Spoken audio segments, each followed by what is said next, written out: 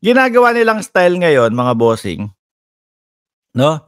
Bwisit si ano, nabwisit si Maharlika mga kababayan.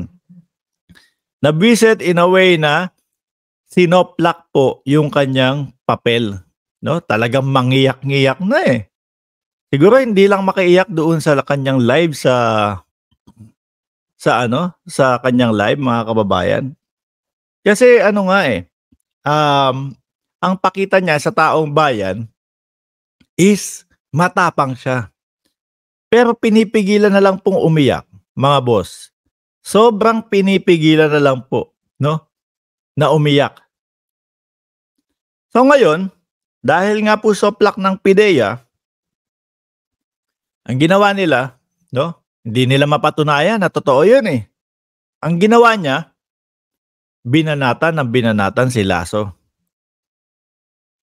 Ang ginawa, mga kababayan, naglabas ng issue o yung sinasabi niyang video, eto medyo no-jombag yang si Lasso, ganito, ganyan. So, sabi ko, parang wala naman sa topic 'yun.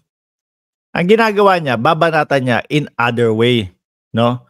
Kung saan magmumukhang masama yung tao. Hindi niya sagutin na, eto, kaya ko nasabi na totoo to, ganito, ganyan. Ganun dapat. Kaya ako mga bossing, yung may mga nagsasabi, debate nga kayo nito, ganito. Ayoko. Ang pinaka-ayoko sa mga kadebate, mga kababayan, yung tipo bang style DDS, mga bossing, style DDS is ganito yan. Kunyari, may itanong ka. Unang tanong mo, example lang ano masasabi mo doon sa paiba-ibang statement ni dating Pangulong Duterte? Kapag ka hindi nila nasagot, sa iba pupunta.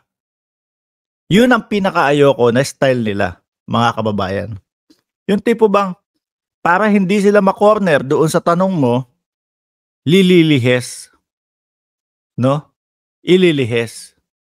Ako pa naman ang gusto ko, 1 + 1 = 2. Diba? Kung ano ang tanong ko, yun ang sagot mo. Kung ano ang tanong mo, yun din ang sagot ko. Etong mga DDS, iba ang style. Ganito po, kagaya nung kay Maharlika.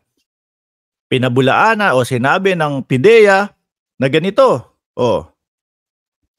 Ganito ang pahayag namin tungkol dyan sa papel ni Maharlika.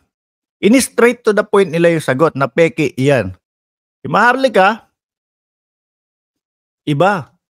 Meron po akong ipinost na video nitong ni Lasso na may ginojombag. Dahil yung niya hindi ko na inintindi mga kababayan kasi hindi naman po yun yung topic Dahil yung tauhan niya ganito, merong nilabag na batas trapiko, something like that, no? Sabi ko, lihis talaga. Ganyan ang style nila. Kaya yung sasabihin mo, sasayangin ko yung panahon ko, makikipagdebate ako, unang-una,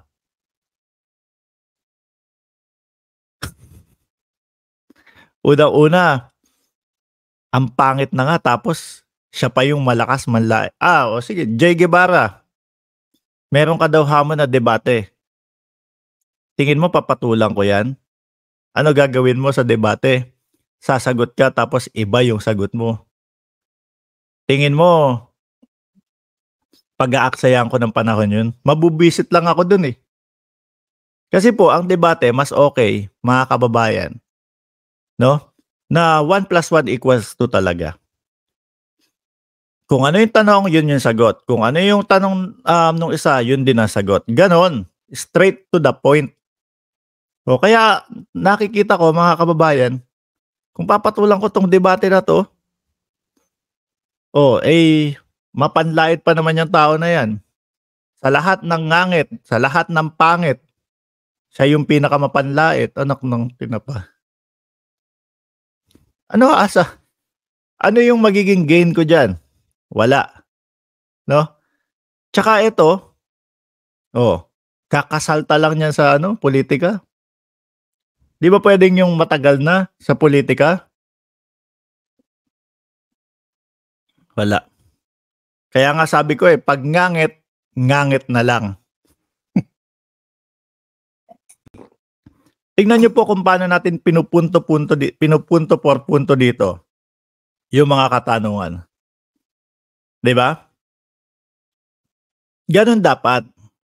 Pero kung sasabihin mong sige nga ganito, magdebate tayo, ganito, ganyan. Tapos kung doon sa mga vlog nyo nga hindi nyo ma-explain ng maigi, kagaya na lang din nitong si Maharlika, niresbakan siya ng PIDEA.